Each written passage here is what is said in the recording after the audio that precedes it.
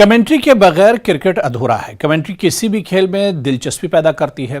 ایسا ہی پٹن علاقے کے ناصر احمد ڈار اپنی پرتاثیر اور بہترین آواز سے ہر ایک کو اپنی جانب متوجہ کرتے ہیں۔ دیکھیے ماگام سے ہمارے نمائندے منیر حرہ کی یہ رپورٹ۔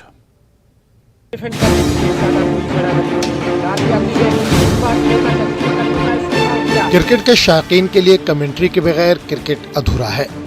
در حقیقت کمنٹری تماشائیوں کے لیے تخلیق کو دوگنا کر دیتی ہے۔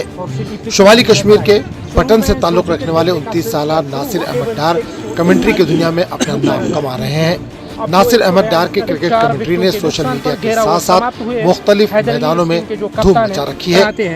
ناصر احمد ڈار نے کمنٹری کا سفر 2007 میں سر سید میموریل کرکٹ ٹورنامنٹ سے کیا۔ پچھلے کئی سالوں سے ڈار نہ صرف وادی کے ہر کونے کونے میں کمنٹری کریں بلکہ وہ جے پور، ہریانہ اور جموں ڈویژن میں بھی کمنٹری کرتے ہیں۔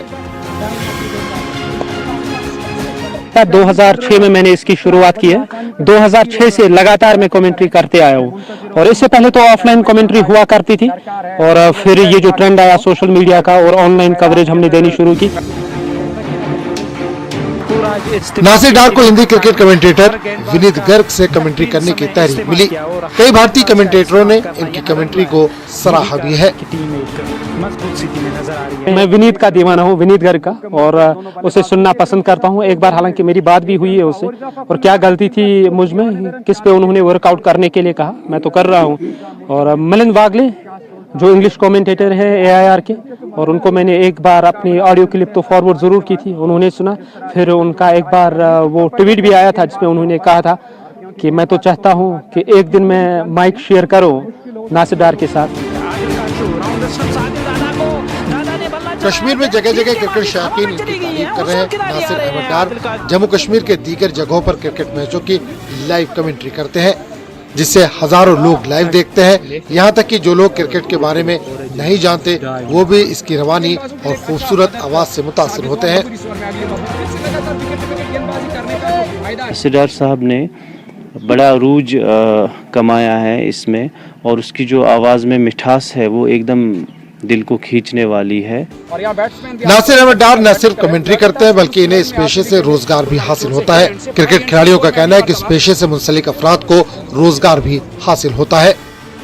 جب میں نے کمنٹری شروع کی مجھے تو ایسا نہیں لگ رہا تھا کہ میں اسے ایز اے پروفیشن ٹریٹ کروں۔ پہلے تو ایز اے پیشن تھی، پر وقت تو بڑھتے گیا، فیملی نیڈز تو بڑھتی جا رہی ہے، پھر میں نے بہتر سمجھا کہ انہیں اس سے ہی پروفیشن بنایا جائے۔